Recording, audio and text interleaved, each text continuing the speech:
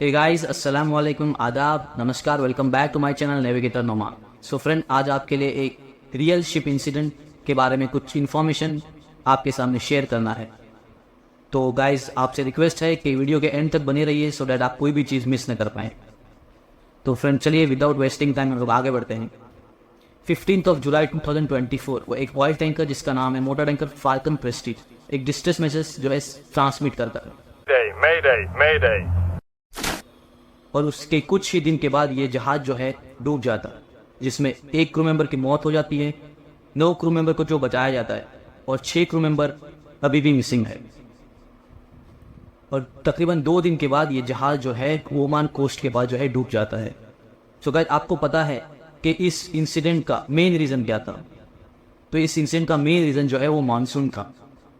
हाँ फ्रेंड्स, वही मानसून जो आप लोगों के लिए नियामत है, एक गॉड गिफ्ट है। बिकॉज मानसून में जो है हर तरफ जो है बूंदाबांदी होती रहती है, हल्की हल्की बारिश होती है, चिड़िया चहचहाती है, हर तरफ जो है ग्रीनरी हरियाली होती है। और शाम के वक्त में जो है चाय के साथ पकौड़े खाने का मज़ा ही कुछ और है। लेकिन एट द सेम टाइम यही मानसून जो है हम सीफेरर्स के लिए काफ़ी अच्छा नहीं माना जाता। इसकी वजह यह है कि मानसून के वक्त जो अरबियन सी है वो काफ़ी रफ़ होता है। तो फ्रेंड, जब अरबियन सी काफ़ी रफ़ होता है तो एट द सेम टाइम वहाँ पर जो है काफ़ी तेज़ हवाएं चलती है। वहाँ पे जो विंड फोर्स है वो काफ़ी ज़्यादा होता है। और जब तेज़ हवाएं चलती हैं तो उसकी वजह से जो लहरें हैं, वेव्स हैं, वो काफ़ी लंबी लंबी लहरें जो हैं उड़ती है। तो जाहिर है अगर लंबी लंबी लहरें उठेंगी तो वो जहाज़ से, शिप से जाकर टकराएंगी। और अगर लहरें जब जहाज़ से टकराएंगी तो अगर शिप्स भले ही न डूबे, लेकिन इसकी वजह से जो है शिप्स को काफ़ी स्ट्रक्चर डैमेज भी हो सकता है। खास तौर से जो है छोटे शिप जिसका फ्रीबोर्ड काफ़ी कम होता है। तो फ्रीबोर्ड बेसिकली वो एरिया होता है जो कि वाटर सरफेस से बाहर होता है, मतलब जो शिप्स का वो एरिया जो वाटर सरफेस से बाहर होता है, जो फ्रीबोर्ड कहते हैं। तो अगर ये जो छोटे शिप्स है उसका फ्रीबोर्ड ज़्यादा से ज़्यादा 3-4 मीटर मैक्स टू मैक्स होता है, और जो लहरें उठती हैं वो भी काफ़ी 4 से 5 मीटर की लहरें होती हैं। तो ये लहरें इतनी बड़ी होती हैं कि ये छोटे शिप्स के लिए जो है काफ़ी होती है, जो कि इन छोटे शिप्स को जो है स्ट्रक्चरल डैमेज करने के लिए इनफ है। तो फ्रेंड्स, ये जो शिप था मोटर टैंकर फाल्कन प्रेस्टीज, वो शिप लोडेड था। एक पोर्ट है दुक्कम जो कि ओमान में, वहाँ से लोड करके she was heading towards the Aden port. Aden is a port in Yemen. सो यमन की तरफ जो है ये प्रोसीड कर रहा है। और उस वक्त जो वेदर था वो काफ़ी बैड वेदर था।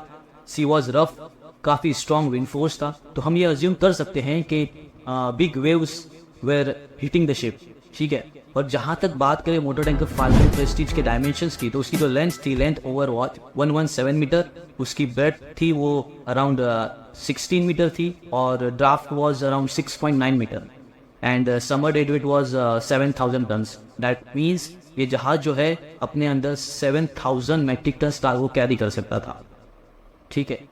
तो बेसिकली ये जो शिप डूबा तो अथॉरिटी की जो क्लियरली ऑफिशियल रिपोर्ट नहीं आई है।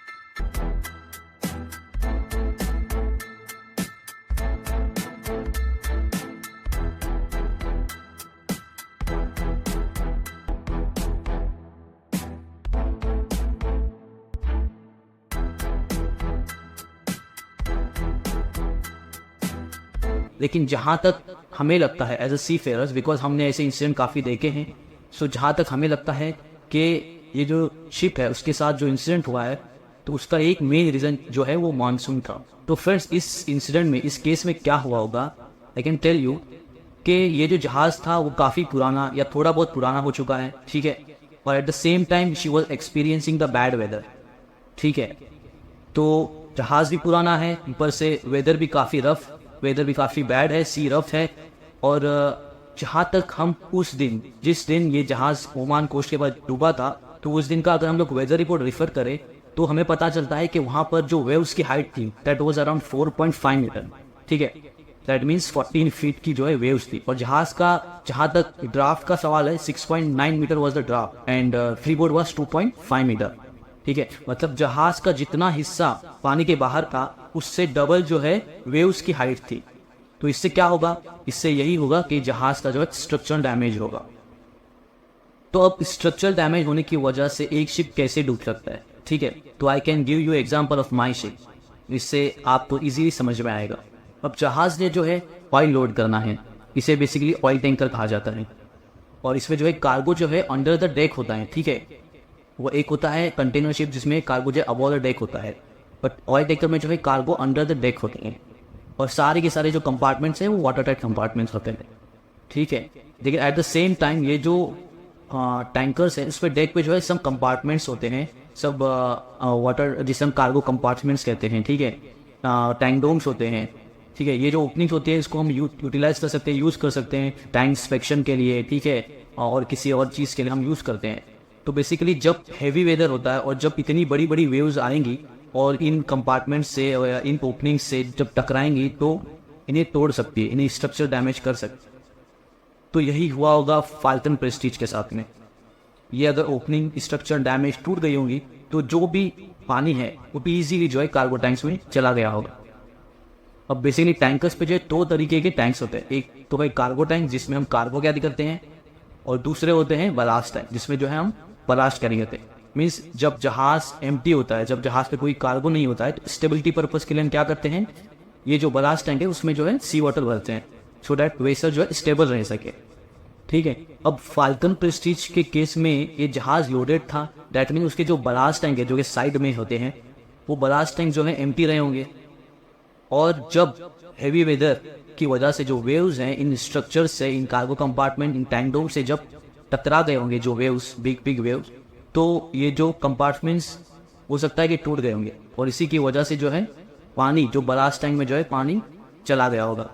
और बेसिकली एक ही साइड के टैंक्स जो हैं उसमें पानी ज़्यादा भर गया होगा, बिकॉज जहाँ तक हम फाल्कन प्रेस्टीज को देख सकते हैं कि ये जो जहाज़ है एक साइड में जो है कैप्साइज हो गया था।